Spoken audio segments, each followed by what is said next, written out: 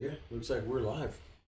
Okay. What? There we go. We are live here on the Stu and the Nunn show from the alternate Southern studio. Yes. Not the main Southern studio. Also known as the media center. The media center. The media center. Or the man zone. Yeah. Is that too? Got a lot of things. Yeah, a little hockey viewing room. Stu's room. When he comes to visit. Yeah. It's also the room of Stu. Oh, Travis is on. Gave us a thumbs up. What's up, Travis? Oh, big shout out to the sniper. Yeah, there we go. Sniper. I can't do a show without promoting something. Yeah, Veteran Outdoors. What's up, everybody? One of my favorite VO hats. Yeah, that's a classic right there. They don't make them anymore. They don't. That's one of a kind. I like the all black, and I like the fitted. Yeah, just in case you happen to have any more VO hats sitting around. I don't, and I don't know who has any more. I don't know. It's the best kept secret. It is the best kept secret. But hopefully that doesn't shadow me too much. But hello, everybody. This is a special. I'm just checking here to make sure we're broadcasting. Looks like we are. A special Sunday night show. Well, we haven't done a Sunday night show here. Hold on. Let me Echo. There we go. Yeah, no. We got a few people up in the chat. Oh, what's going on there? The old Diata. No, Travis calling me out. Twice I've come into town and his phone hasn't rang. Well, you can come on over right now if you want. There, home skillet. You can get on. Here. You know where where we're at. Come on. I'm here for one night. One night only. That's why it's a special Sunday night episode versus a Thursday night. So I'm out of town this week. You're in town this week, but neither one of us will out of town from my normal abode, if you will. Yeah, and I'm out of town from my normal abode. Yeah, just like you. But thanks for tuning in. We wanted to test some new equipment and do some different things tonight, so we're doing a Sunday night as well as not being able to be together on Thursday or do it together.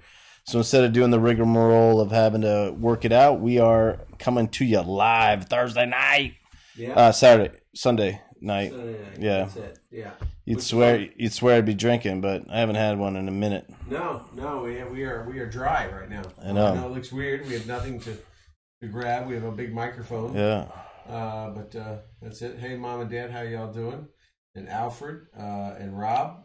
Sente, man, we got a lot of the normal. Oh, the producers in the Yeah, producers in the house. The guy, our stat guy, gives us any stats. Dude, Rob, the producer. But no, everyone, we are together for a little while tonight. We're going to be hanging out, and just wanted to go on and do a quick show. We feel kind of like we're gypping everybody. We're not here on Thursday nights. Yeah, no.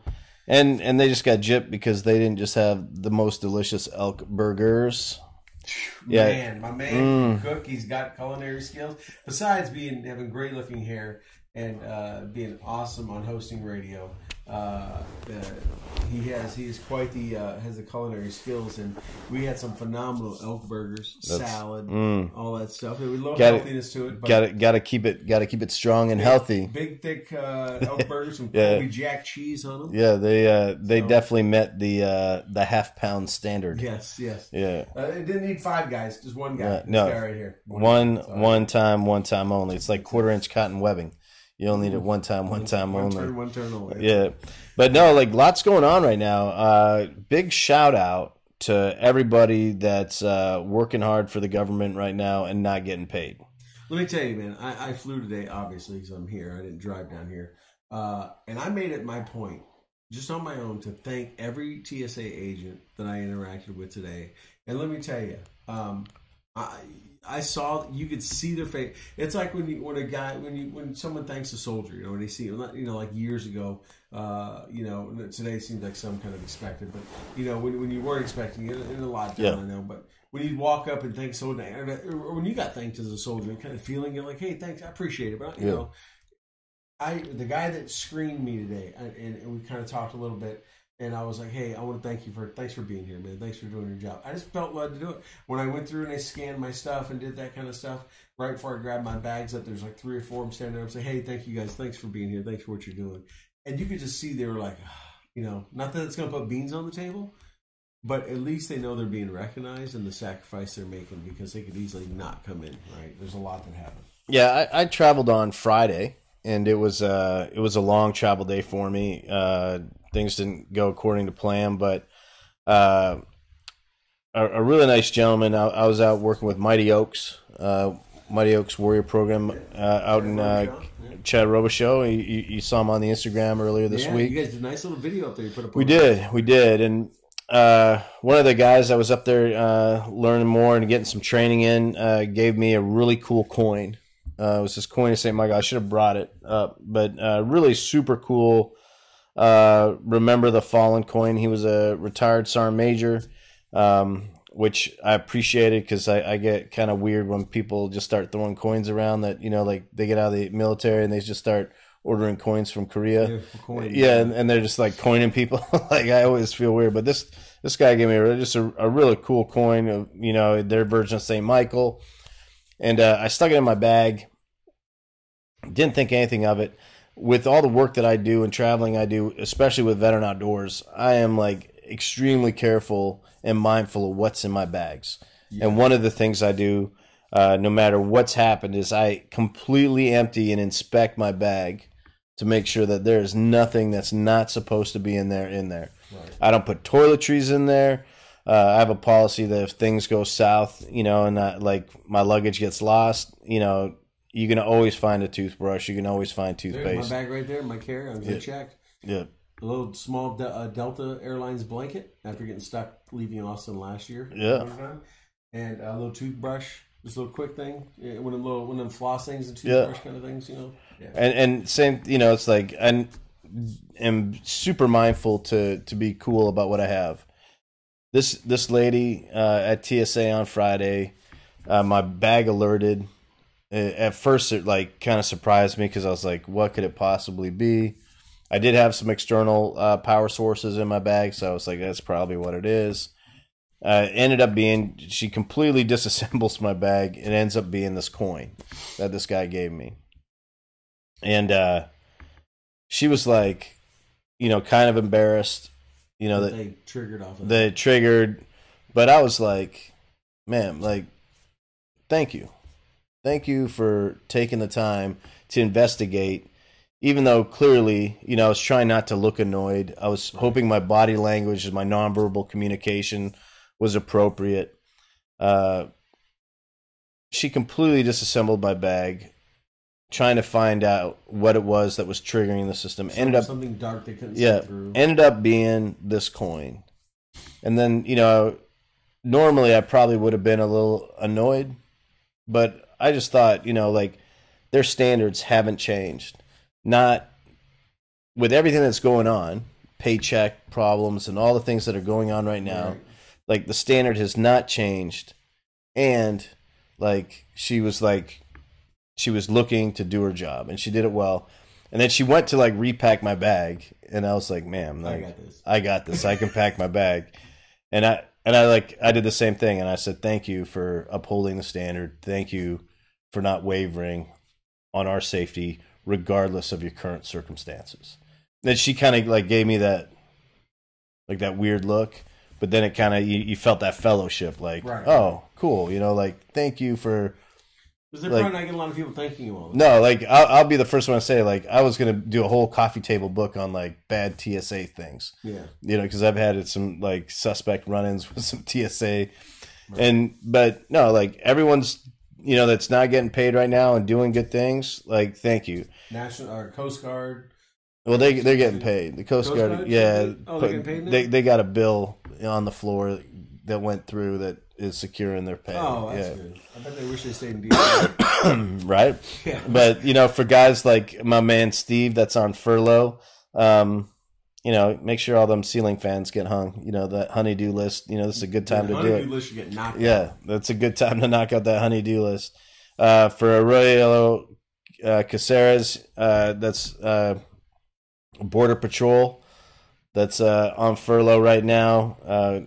Guys that we should not be furloughing. Right. If you go to Aurelio Caceres at Facebook, you can see the flags that he makes, these beautiful wooden flags. He's ramping them up and selling them, to help make some extra money during this time, especially these younger, Border Patrol agents and stuff like that. They don't make a ton of money to start.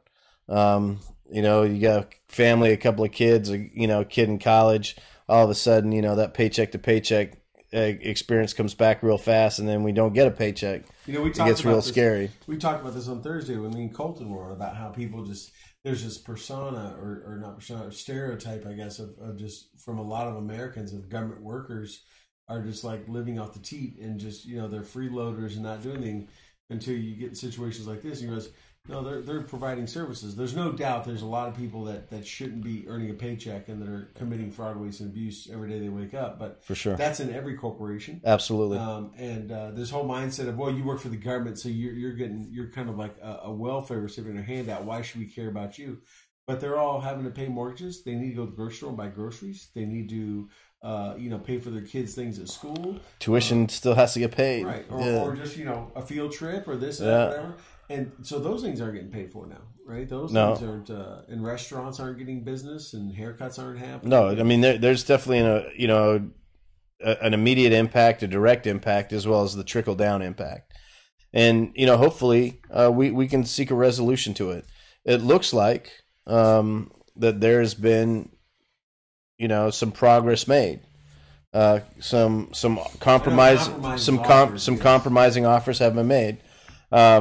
Now I guess we'll see if this is really a negotiation or if it's a cockfight. Yeah.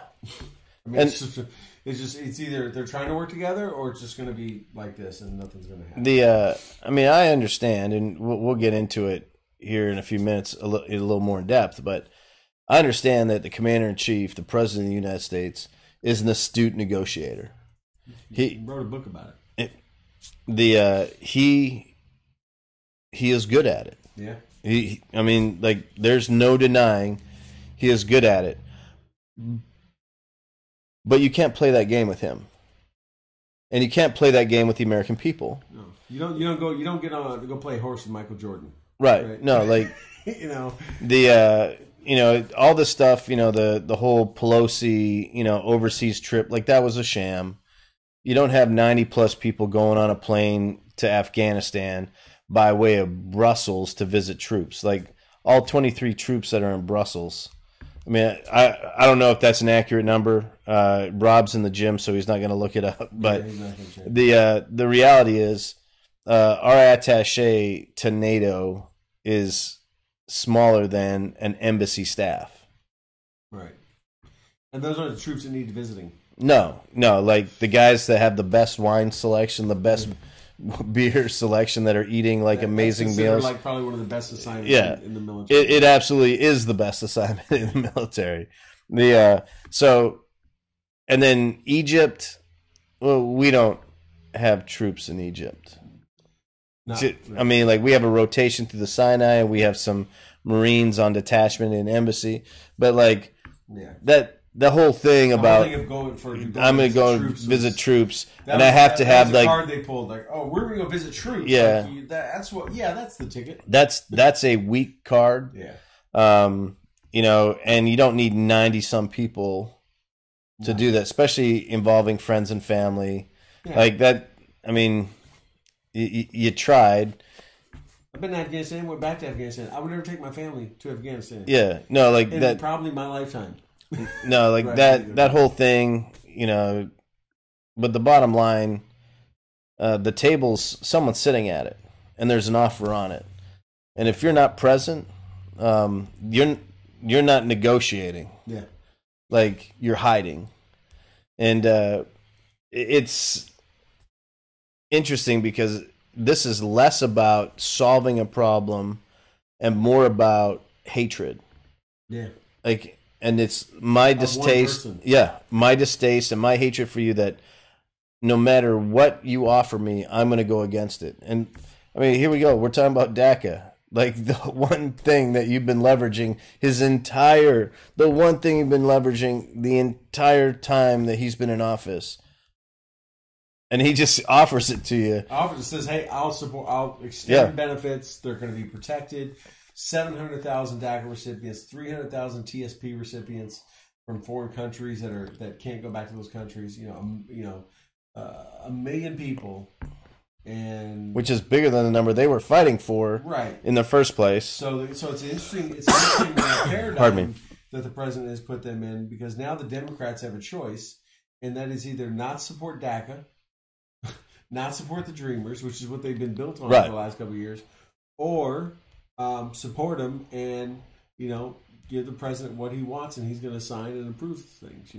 But he went against some in his own party. There are some that are not happy. Yeah. That are not happy. He's extending the DACA, but you know what? He's negotiating. He's compromising. Yeah. What he's not doing is saying, "I'm not going to give you $1." Or, to that kind of mindset.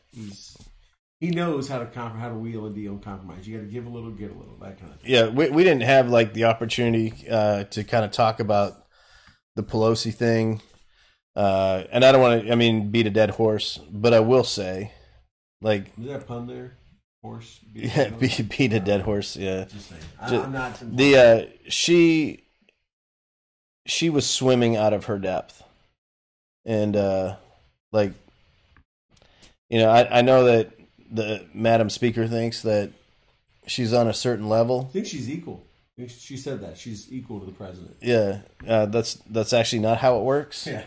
I don't know much as an immigrant that has to study the, government of the United States, to become a citizen. I think she's been listening to Ocasio-Cortez about how the government works.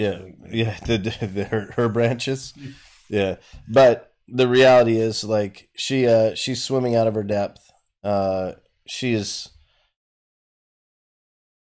probably the best gift to Republicans that there could ever be. Her and her junior, representative. And there's a reason why the president was supportive of her getting the speaker. Yeah, that was not out of the kindness of his heart. No, he was like, and this is going to be easy. Yeah, no, she's helping him, and then. Just like he was very giddy that there was even a chance that Hillary would run again in 2020. Yeah, no, promise me, yeah. But the way he handled that, that was you're gonna get on television, you're gonna call me a petulant child, you're gonna grandstand and hold hostage something that I'm involved in terms of the State of the Union, which let's just talk about that real fast. The State of the Union isn't for Congress. No, it's for the country. It's to Congress, which are the representatives of the people. This is a republic. That message is to the people. Hence the name, right. State of the Union. You get to understand the role that you play as a representative by sitting there and having him relay the State of the Union to you, but you're not a translator anymore. Before cameras and C-SPAN, it would have to be briefed to members of Congress, and they went back to their constituents and briefed them. But it used to be done in writing up until I believe Teddy Roosevelt. Right, it would be submitted in writing. It was like a report. Hey, for last year, here's a report on where we are, and then it turned into of course he could tell it in his own words.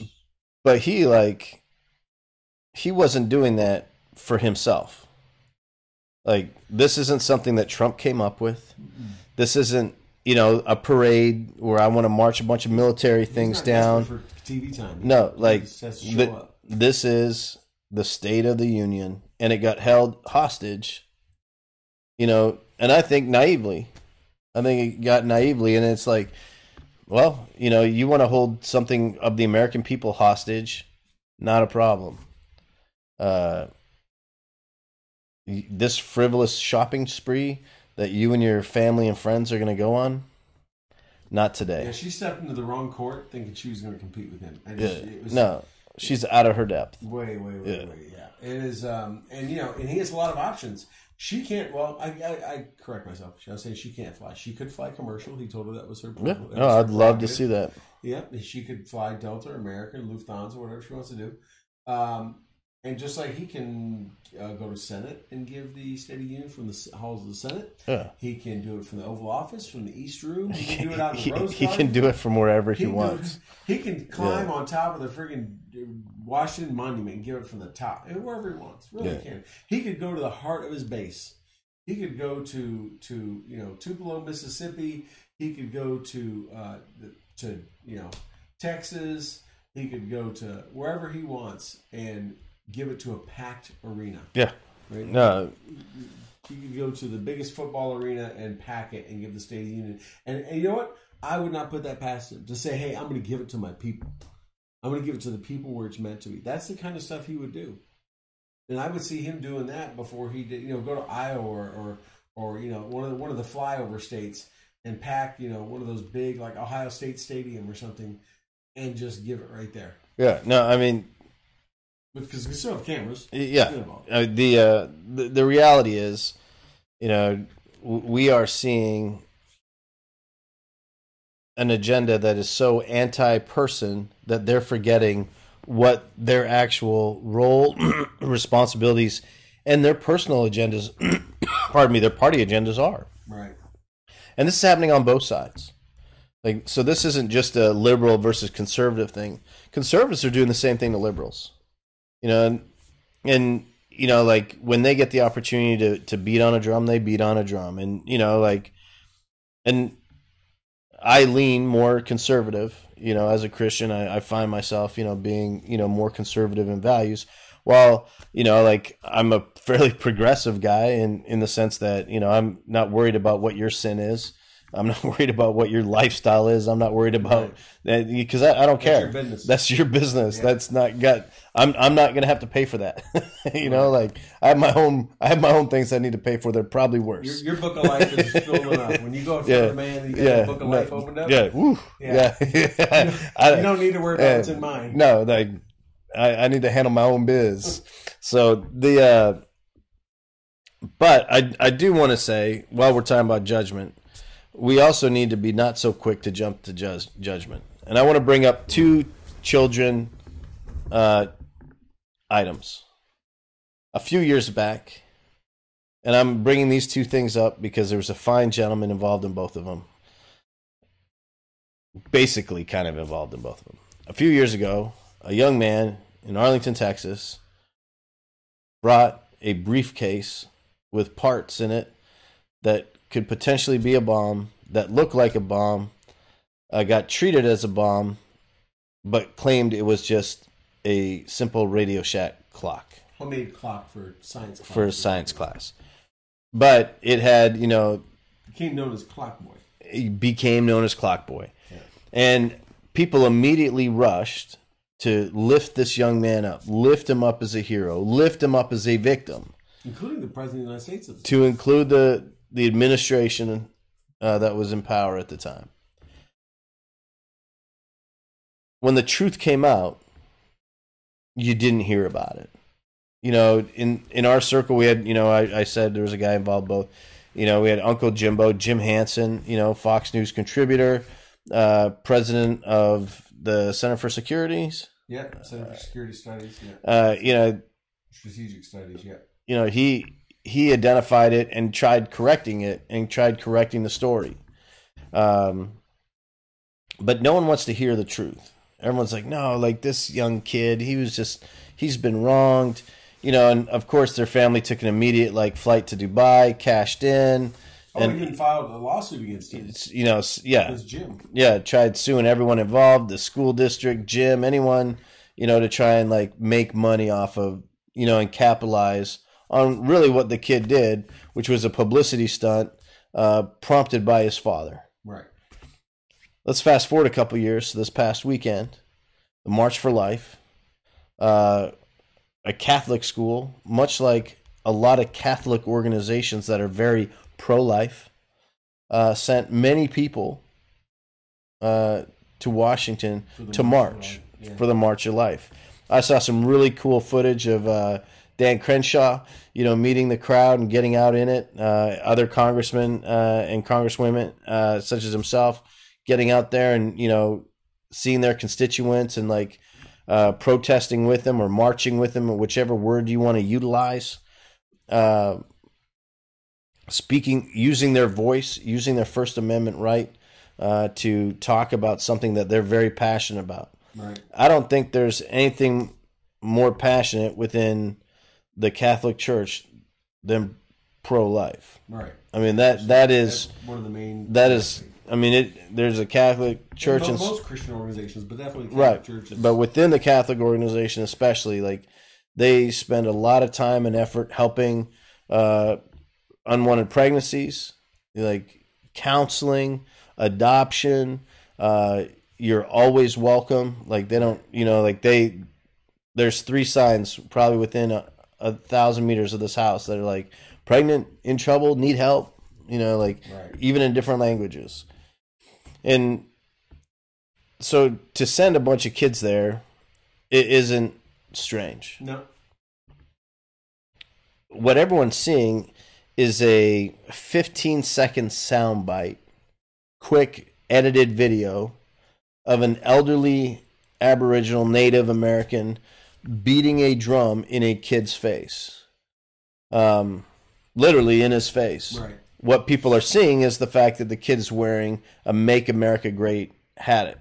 Right. And immediately the storyline has gone strictly, this is a hate thing. Right. They were chanting Build the Wall. They were doing all this stuff. Oh, he's also a Vietnam vet. So yes. Now he's like, how dare you, disrespect a veteran, people whose parents, fought in Vietnam, are, chiming in. And I appreciate that. Absolutely appreciate that. Is that just that. a ploy to get the veteran community on board? 100%. Into the anti-Trump community. Absolutely. Trying to onboard them as much as they can. Absolutely. The reality is, that was a high school that gathered on Lincoln Steps because that was their rally point. Collect back up. Get accountability. They were being led. An assembly area. Or rally point. They started. That's right. That's the appropriate hand and arm signal. Still got it. They were led in a cheer, which got them all hyped up. And you have a young kid. I have a young kids. Daughter plays. Varsity volleyball. Youngest plays softball. When they do their little cheers and stuff, they get amped up. And when the cheer's over, they don't go silent. Yeah, because they're amped up. It's still going. Right. They're bouncing, they're jumping, they're clapping. So in the video that's unedited, you see them in the background getting this cheer on. And you can also see from videos that they've provided them getting this cheer on. Then, all of a sudden, a group walks into them beating drums. Most of the kids clearly think the drums are part of what's going on. And they continue to dance, and they're singing along. And,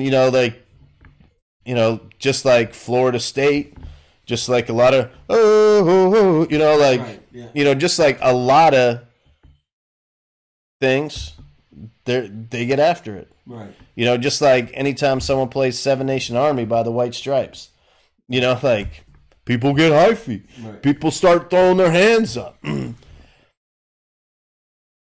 Not once in all the different things could I hear anyone say, build the wall. Not once. Not in any clip. Not in any clip.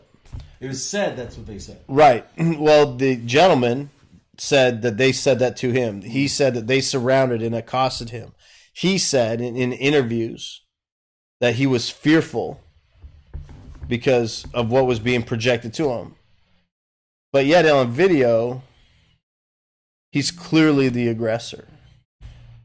And there's a third group, a third religious group that is like also stirring the pot and kind of send the Native Americans over there and antagonize them. So it's not all what you see. Right. It's not all as it seems in a quick like little... a lot of things in life. Right. One side story, there's usually 3 sides, right? One side, the other side, and the truth's in the middle. Right. In just a basic argument in life, it's that way. And here we have people doxing these kids, putting their names out there, putting the school's email address, phone numbers, the principles, stirring up the hate, just stirring it up. And and when you go through and you look at the comments on our local news here, KView, it's nothing but just straight hate. Straight hate.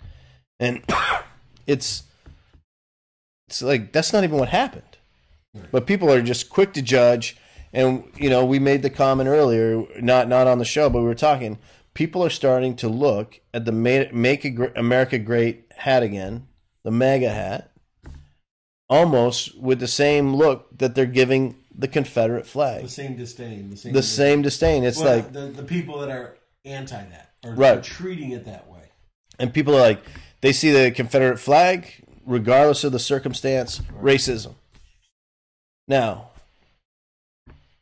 full disclosure, didn't grow up in the South. Canadian. Southern Canadian. But, I don't have the emotions brought about by that flag. It doesn't bring. Where I was born in the South, all my family's from the South. That's where all my people are from. I don't have that emotion to that flag. I mean, one of the coolest things I thought was the General Lee and the Dukes of Hazzard. Daisy, all that. They were just some. Yeah, they were just some good old boys. That's right. Never meaning no harm.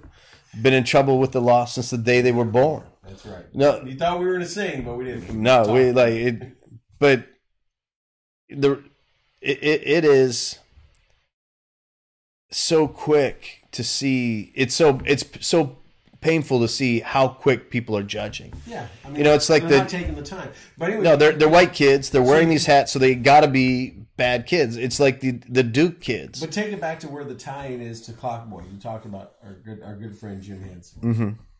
So what is his tie-in into this latest incident? So Jim immediately, he is not quick to judge. He is one to want to know where others in our community have been. Yeah, he wanted to know the facts. So he ran it to the ground. And he was like, I'm not going to look at a 15-second drum beat. I'm going to look at what actually happened, what's going on. And he demonstrated and found all these different videos and put them out there showing that dude, like Rob, he takes stuff to take. I mean, he does his research. He took it to task, and he reduced it all the way down like it was a triple wire mind obstacle. He crowfoot his way all the way through it, Bangalored it, spread the wire, put in the VS-17 panels, and said, "Let the truth come through. Breach it. Let the truth come through." He did that with the Khashoggi murder too. Yeah. We talked about it just a month or so ago, right? He wrote a whole piece on their website, his company's website, how Khashoggi was who was the Saudi national killed in the Turkish in the Saudi embassy in Turkey. If you guys remember that was like a couple of headlines ago. So most of Americans forgot about that already, even though a month or so ago, after a Supreme Court justice was approved, then that became the hottest thing. Is now, he disclosed the whole thing that the Khashoggi worked for the Qatar government. He worked as a foreign influence agent, influencing and disrupting inside of Saudi Arabia and causing dismay. And not that excused or gave reason for him to be murdered or killed, but he wasn't just this little, New York Times journalist that was allowed to live in the U.S. No, he was innocent, right? No. Jim did that. I mean, that dude, he can do his research. He can do his research. And Deotta, we got the Facebook chat on that one. Deotta made the comment, about it being convoluted truth and bad actors on both sides. Right. He is absolutely right. And I am not condoning how some of those kids acted. And I don't want to be misconstrued, because there was some behavior in there that, was unbecoming. Right. Now, I don't think it was racially driven, hate inspired. Right. Now, there was on one side people saying you're on stolen land, go back to Europe. People within that one party saying some antagonizing things, which, you say something antagonizing to a young man or woman between the ages of 14 and 26, you're probably going to get a retort. Right. They're going to come back at you. They're going to come back at you. Now, one of the things I disagree with is they're at the Lincoln Memorial. I don't think they need to be hooting and hollering at the Lincoln Memorial. I think that's a place where we should be shown decorum. Right. Just like I felt that way about, the World War II, memorial on on the wall there that I don't think they should let kids be treating it like it's a splash pad. Right. Yeah. Oh man. That's not the intent of it. Right. So like I agree with my man Diata, you know, my Black Knight brother from 1-5 Cab back in the day. Black Knights. And you know, like no, there was bad behavior on both parts. But the reality that can't be ignored, which is 100% being ignored, is the truth is not what's being told. Yeah. The narrative being spun is what somebody wants you to see and hear, and they're garnishing emotion off of that because they know how to play it. Right? Oh, and you said it better than I could have, because the opportunity they had to prop this guy up, they did. And they were like, let's tag every group. He is Native American, Vietnam vet. He is an elder in his tribal council, holder of the sacred pipe, which I wanted to do a little research because I'm like, you know, like, does that mean like he's got a special peyote license? Like, you know, do I need to see him? Like, can he take me to the big cockadoodle-doo? He had that medicinal license well before California and the rest of those places. But no, it is important for us not to rush to judgment. Let's not rush to hate. And I say, unfortunately, a lot of folks did over the last 48 hours. They jumped all over it. Now, will they all come back and apologize? And some have, that we know. Some have said, well, you know, I was wrong or whatever, which that's, you know, that's a sign of a great man and a great leader and phenomenal character for you to admit when you're made a mistake. But you know, if you let emotion get the best of you, or you weren't paying attention and just a weak moment, you just tweeted something. We have that ability to just go on here and fire back as fast as you want. Then you take some time to actually do some research. And go, oh, okay, yeah, I was wrong. You know. But one of the things that I really want to touch on about this though is the doxing, and that seems to be the new thing. It's this new phenomenon that, you know, we need to, or we're owed certain information. And I don't think this young man needs to be doxxed. I don't think, or any of these young men, sorry. I mean, there's probably 50 of them, right? Right. I don't think their information, they're minors. Right. I don't think their information needs to be put out. And I don't think people should be going to their home and acting crazy.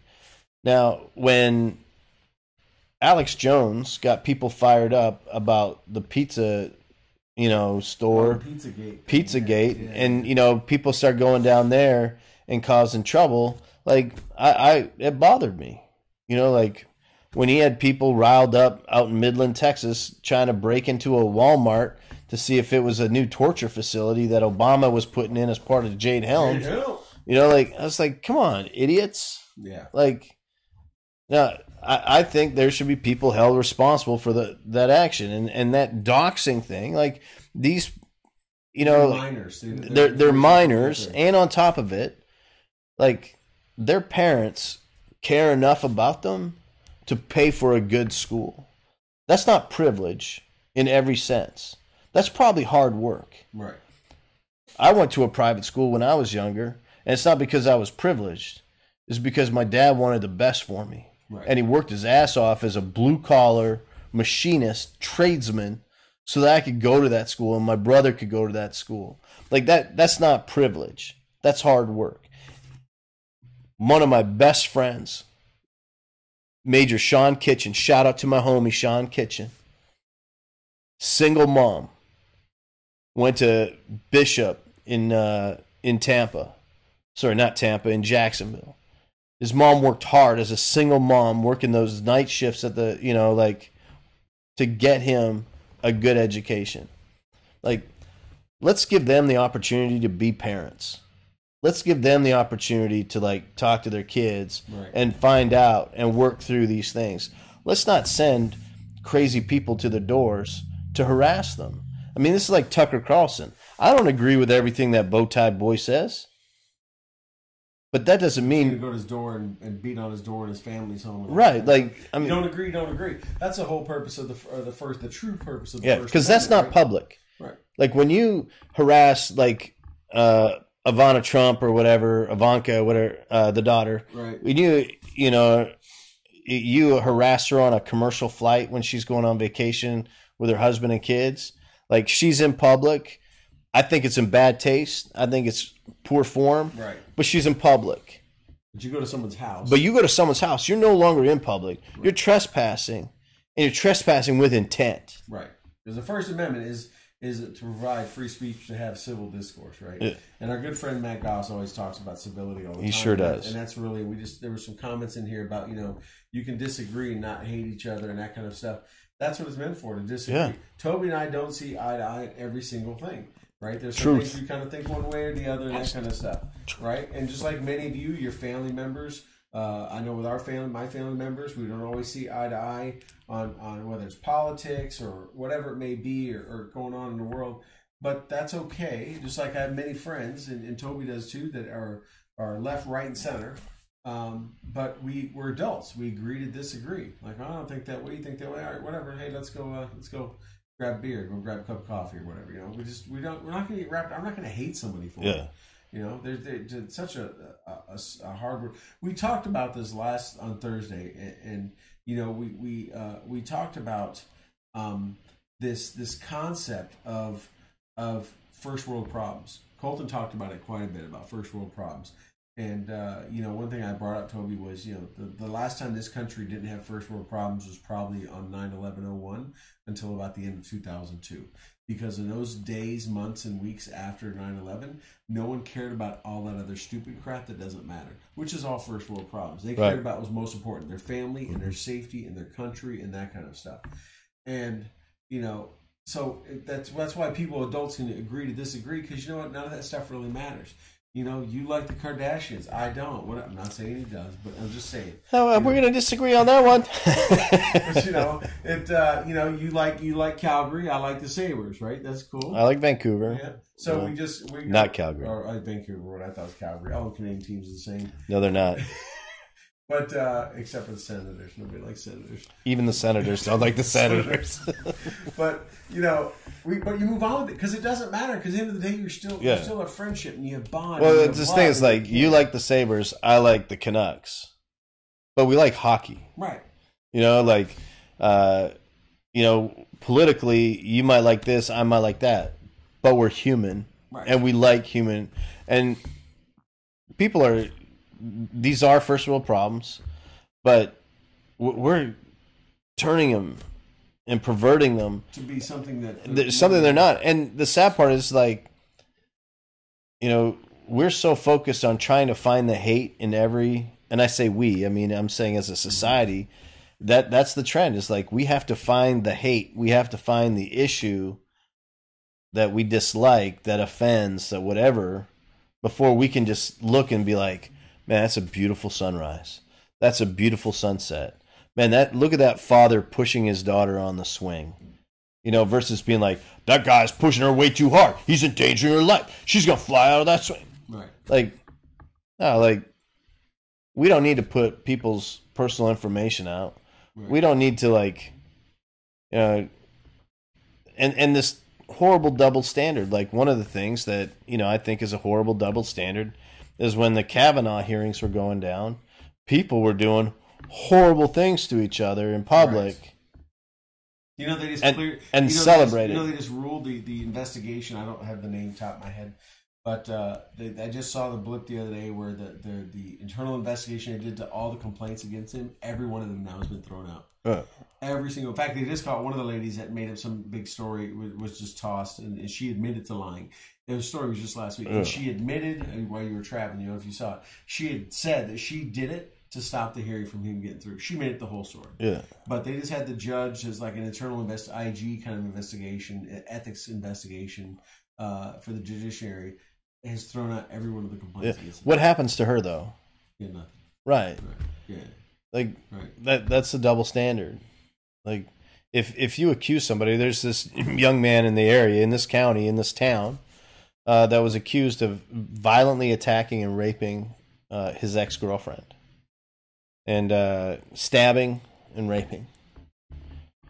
Was facing a life sentence.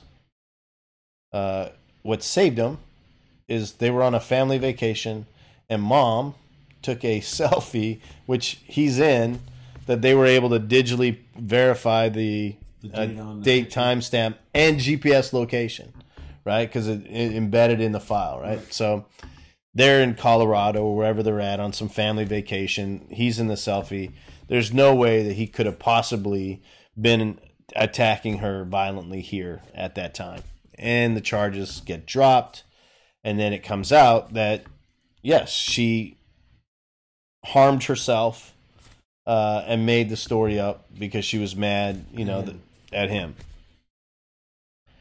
Like, I think she should face the same sentence that he was going to face. Yeah, or some kind of maybe not life, but significant charges to be a deterrent for anyone else thinking right. That's the right way. If you're willing to do that to yourself, the Duke lacrosse. No, I brought him up earlier. Like the Duke kids, right. Like their lives were ruined, right? And they got doxxed, not before it was before there was a word for but, it. Yeah, and that's this thing, and the people. And it's crazy, like Kathy Griffith. Like that crazy chick is like out there, like demanding names. She's like, we need names. We must shame. That's the only way to learn. But like, wasn't she the one that, got called out for her photo and was like, it's ruined my life. All these people sending me hate mail now. I can't get booked anywhere. I'm getting blacklisted. It's like, isn't that doxing? Yeah. And she's like, you don't think they would do that to you? Like, no, I don't think they would, because they're kids that were on a field trip, right? Yeah. I don't think any kid was like, hey, it'd be really cool is if we got national media attention right now, because I guarantee there was probably a safety brief on the bus before they exited that said, whatever you do, don't bring discredit upon our school district, our diocese. Just like you do with everything. You're an ambassador of the organization. Yeah. You represent all of us. Don't do anything to be embarrassing. Just like we tell soldiers, just like we tell team players on a trip for a sports team, my Boy Scouts, we tell them the same thing. Look, I just told my Boy Scouts a couple months ago, even if you're not in uniform, other kids in your school know you're a scout, you're automatically held to a higher standard. Yeah, absolutely. There's a whole higher standard talking. Like, they know you're a scout. Those teachers know you're a scout. They're going to expect you to be a little bit different. They're going to expect you to add a little bit, maybe hold the door open, do that kind of stuff. They automatically expect it. That's what you get for volunteering to do a road a little bit less traveled than anyone else. Yeah. The other thing that kind of bummed me out before we run out of time is that... Yeah, we were only going to go half an hour, but it looks like we're not in a full hour. Yeah, whatever, dude. The school was quick to apologize. And the school's like, we don't condone this behavior, we don't condone this action, there will be consequences up to and potentially including expulsion. It's like even the school, it's like jumped at it. They're doing damage control. Yeah. And I feel bad for them because like the principal's number, email, all that stuff's out there. They have to change all their information now. Just let your kids get home. Find out what happened. Do a full investigation. Look at anything. And then before you release a letter over the weekend to appease a bunch of social justice warriors that don't care about you or forget about you. That don't pay your bills, don't affect anything. Like, run it down. Do a Jim Hansen. Do your research. Yeah. Find the truth the best that you can. And then say, while it bothers us that so many were offended by what appears to be some of our students participating in something that is inappropriate and a poor reflection on our school, the whole story hasn't been shown. And while, yes, there was some inappropriate behavior, it was not a school-endorsed, it was not systemic racism, it was not chanting of this. What it was a school cheer that got carried away by people beating drums in the middle of it, keeping the kids fired up, and then playing a victim card. Right. You can apologize and exit gracefully with saying like without throwing your own people on the bus. Yeah. Because what if like purely hypothetically, one of those kids is the kid of a single mom, that's working her ass off, working that night shift, Put him in that to school. put him in that school, to give him the best chance at a collegiate education because he's got something. I bet you some of those kids had parents or grandparents that were Vietnam vets. Yeah. Some I bet you there's some grandpa slapping the taste right out of somebody's mouth tonight because he thinks they disrespected him without knowing. Right. But like you talked about the Senate here, the SCOTUS hearings, the Supreme Court hearings, right? People already forgot all about that. You know, before that they forgot all about the statues being torn down everywhere. You know, that remembers the whole thing was because American people are just moving to whatever beat, forgive the pun, whatever beat the drum is telling them to go to, based on what the media is telling them to do. Yeah. Hey, this is the latest controversy. Focus on this. Oh God, look at this. You know, everyone's forgetting about the other stuff. No one cares about. I mean, some of this stuff was only a couple months ago. It's not anyone's. You bring up names tonight that even Clockboy, people forgotten all about that. But Khashoggi, this is that kind of Khashoggi, which was just a month ago. Yeah, but this is why the president of the United States is on Twitter. Yeah, it's exactly right. And he stated that. This is why he's on Twitter. He said, and I don't agree. And you know me. Be on if the media would treat him fairly, he would not be on. Right, and you know me.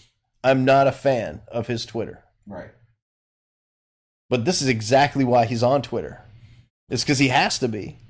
He has to have a way to communicate with the American people that's not going through this horrible bias filter or misrepresenting. They are so afraid of him in 2020 that they are trying to turn his hat into a symbol of hatred. Right. What I feel, we have to have a show on that, but what's that? 38 people now, 38 possible Democrats that are now, Gillibrand, who just a couple months ago ran in New York and said she was there for New York, and now she's thrown her hat in the ring. Everyone's going on Colbert, everyone's making their announcements. It's like 38 or 39 possible candidates for 2020 because they're throwing everything they have at it. You know? And what's sad is it really goes back to Toby Everett. And it really goes back to they can't believe Hillary lost. Yeah. I think she had that much of an impact. I mean, that's where I think all the hate's coming from. That's where the Pelosi hate's coming from. Not wanting to work with them. They're just so mad. They can't accept it. They didn't have this problem with Reagan. When Reagan won in a landslide, pulled it out. When Bush won, when Bush 2, they had a little bit of issue there because of counts and this and that and everything. It started to happen around that. But when Republicans won, everyone's like, okay, well, that's who won. We're just going to deal with it 4 years. But when Republicans lost, and here's the thing is... Like when Bush 41 lost against Clinton. Right. Right. I don't think, there was we're going to show you. No, they were like, well, we got to work together. We got to work together. When Obama beat W, it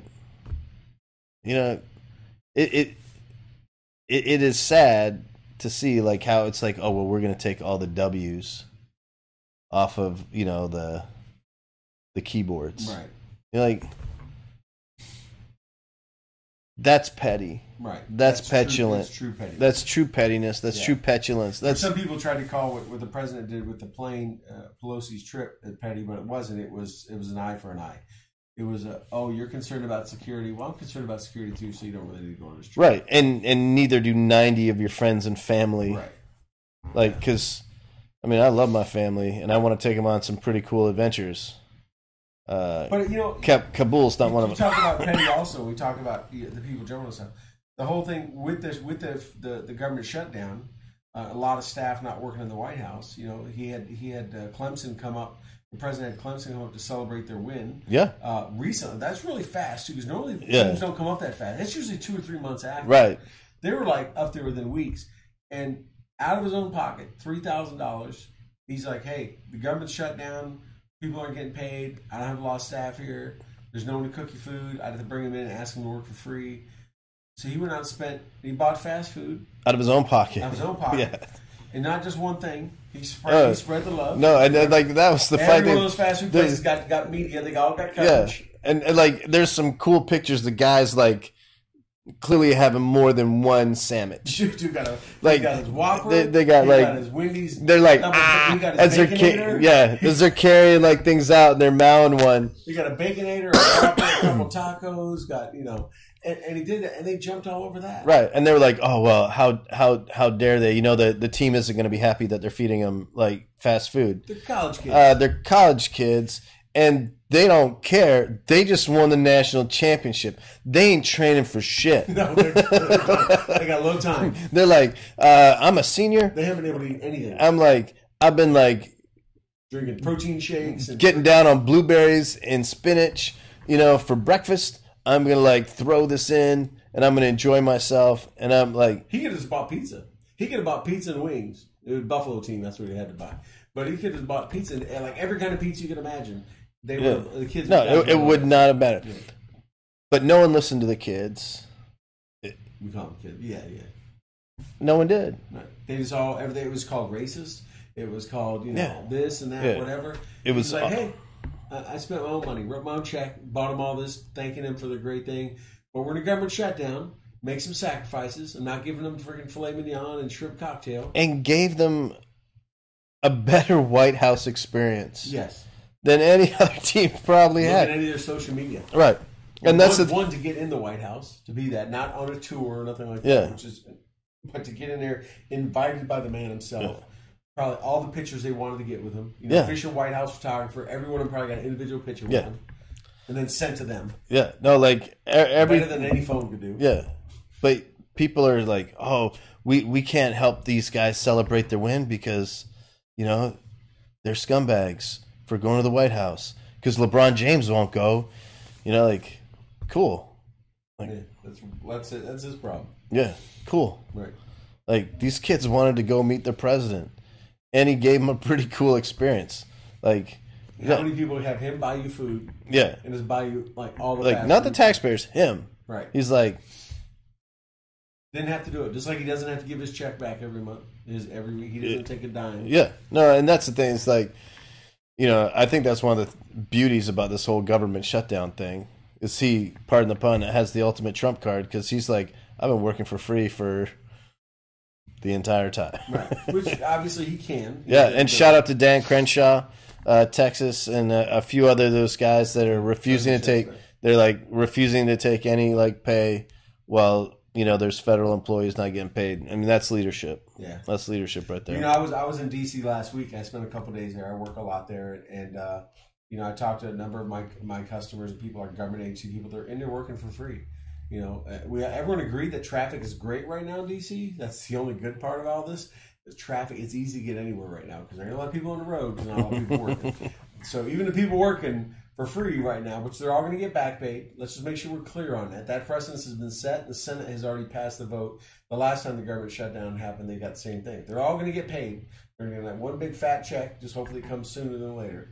But the ones that are in there, they're working hard. I mean, I was with a couple government agencies, different civilian agencies, and they were like, they're not slowing down. I mean, they got half the staff or a third of the staff they normally do, but they are all they're getting after it. Yeah, they're actually catching up on stuff that they, you know. Now we all know because I work around the government sector that when everyone comes back, like nothing's going to get done. It's going to slow down. Everyone's inbox is full. Yeah, everyone's got to catch up. You got deliverables, you got deadlines that were due, so it's going to be a little bit before things get back in the norm. But hopefully it's soon.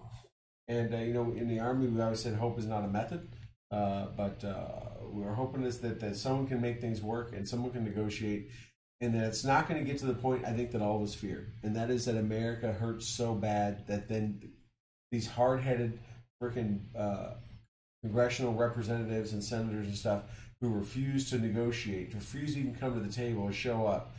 It gets so bad that they are going to have to do it. Because if it gets to that bad, America's going to be hurting across the board. There's going to be a lot of people not making bills, not knowing where the next meals are coming from, not knowing how they're going to pay their electric bill. If it's going to take the noise levels. Those people are going to start showing up at offices. Yeah. Because if I don't have to work. I'm going to your state senate office, and office. Right, and the reason I'm not working is because you're not doing something. Right. Or you're on a trip overseas. Yeah. Trying to. You know, I'm probably going to show up because I have time on my hands. But, hey, it was great to have a quick little Sunday evening chat. Hour. It's all good. Yeah, we were just trying to test out some stuff, and we got carried away. But thanks for tuning in. Check out our Twitter, @StuandTheNunn on Twitter. check us both out. And I have us backwards, by the way. I'm at Toby Nunn. And I'm at Boohammer. So, right there. Yeah, and you can check that out right there. Yeah. So check us out there. Check us out, like I said, on Stu and Nunn on Twitter, on Instagram, on the IG. On the IG. On Facebook, of course. It's all of our socials. But not this week, obviously. We're on tonight. But next week, starting, we'll be back on Thursday nights, 8 o'clock Eastern. That is correct. 8 o'clock Eastern? Yeah, 8 o'clock Eastern. In Central, I'm all messed up right now. So we'll be back. So this week, enjoy your Thursday night. Do something else. I'm sure there's something on Netflix or something. But tonight, make sure you get out and see the moon. I think Blood Wolf Moon. Blood Wolf Moon. I put up on the IG a picture earlier of the moon. It is huge. A beautiful Austin, Texas sunset. Moonrise. Make sure you check that out on our Instagram page. It was a moonrise, and sunset. But go check out the Super Blood Wolf Moon, which I guess is a big deal. And everyone have a good night, good Sunday night. Be back to work hopefully Monday morning. And for many of you that hopefully are getting paid, and for those that aren't but are still going to work, thank you so much for doing that. When you really didn't have to, you could be out trying to drive Uber right now or something. So Uber, Lyft, get after it. Whatever you do to get a job. But anyways, thank you so much. And this is Stu and the Nunn. And we'll see you guys following Thursday. Thank you. Bye-bye.